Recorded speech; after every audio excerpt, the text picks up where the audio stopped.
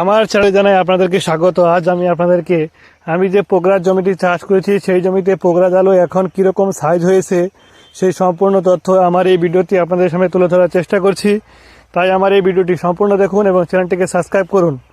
বন্ধুরা, আমি যে পোগরাজ আলুটি জমিটি চাষ করেছিলাম গত কয়েকটি ভিডিওতে আমি দেখিয়েছিলাম গাছগুলো কিন্তু সুন্দর গ্রোথ হয়েছে এবং আলু কয়টি করে আলু ধরেছে সেটি এখন আপনাদেরকে দেখাচ্ছি।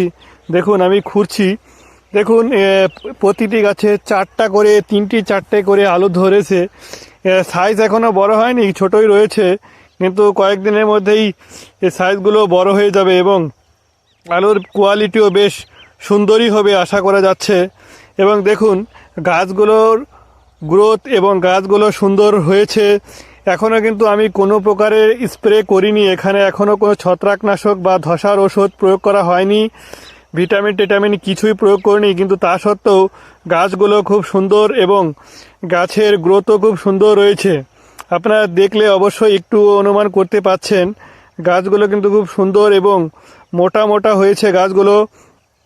আশা করা যাচ্ছে এখান থেকে 80 থেকে 100 প্যাকেট হারে বিঘাপ্রতি ফলন চলে আসবে এবং আলুও বেশ ভালোই হচ্ছে। আশা করা যাচ্ছে আগামী 1 মাসের মধ্যেই আমার আলু ম্যাচুরেট হয়ে যাবে এবং বাজারে বিক্রির জন্য তুলতে পারবো।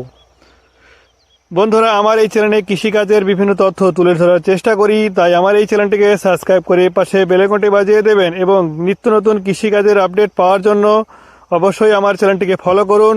এবং শুধু বর্তমানে যেমন আলু চাষ চলছে, যে সিজনে যে চাষ সেই সম্পূর্ণ চাষের পদ্ধতি আমার এই চ্যানেলে তুলে ধরার চেষ্টা করি। তাই ধন্যবাদ।